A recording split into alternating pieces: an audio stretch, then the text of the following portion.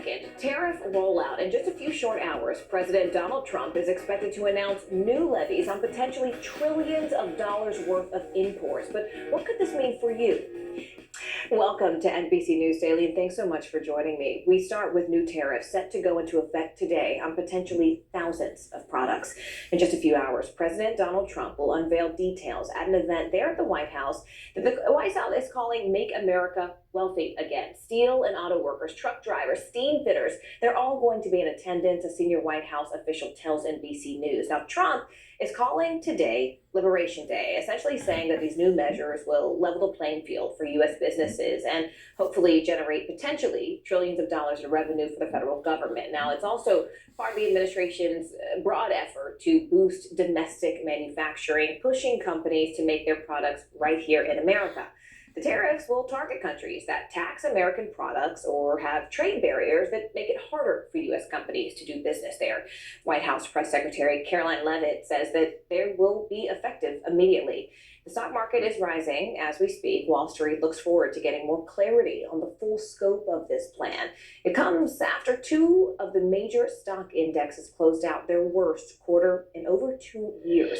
NBC News senior business correspondent Christine Romans joins us now. Christine, it's interesting because a lot of these businesses have said, look, we will bear the brunt. Well, good cap. I like that. Look, get you somebody who can do both. Multitasking. Listen, Christine, a lot of these businesses have said we will bear the brunt of this. Others have said, look, it means that shoppers are going to have to, deal with this a little bit.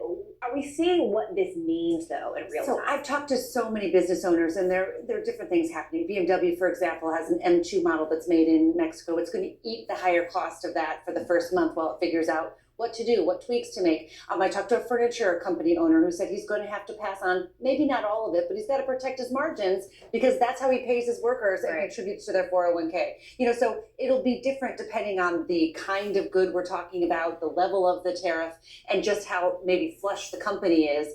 Automakers, will they be able to eat some of this and not pass it on to consumers? Likely, but we've been hearing from dealers who've said that the major automakers have been telling them they can't guarantee the prices past the next couple of weeks. But that's just here at home. I mean, the whole playing field has completely been disrupted internationally. I mean, Trump has essentially said that anyone who's having tariffs against America is up, right? Like, we could have take a retaliatory tone against you. What does that mean for our partners? Well, so if there's retaliation from our trading partners, what that means is then paying for the producers in the U.S. So think, farmers, think soybeans, wheat, think bourbon, think motorcycles, think jeans, that we use every day. Appliances, women's clothing, all of these things that we know that other countries say they're going to slap tariffs on. And we know that we've seen it before. You can see other countries start to diversify their sources for maybe grains and the like to other countries. Look to Brazil instead of being so much to the United States. So that could start to happen.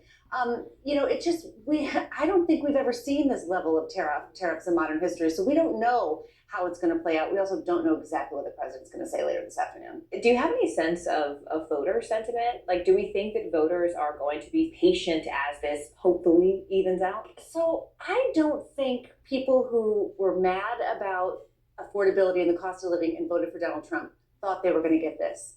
That said, people close to the president have said he has called himself tariff man for years. He put tariffs on in the first administration. He has said this is what he was going to do. So it should not be a surprise to... It shouldn't be a surprise. Shouldn't be a surprise to automakers, but it might be. I think that a lot of consumers already grappling with affordability didn't really think their car was going to get more expensive. Their car insurance was going to rise even further. And, a bottle of tequila was going to cost 25% more. That said, I'm told that on alcohol, there are very big margins. So for those of you who are banking on tequila not actually going up 25%, we'll see. Watch this space. We'll see if it only goes up a little bit. Christine Romans, always a pleasure. Thank you so much.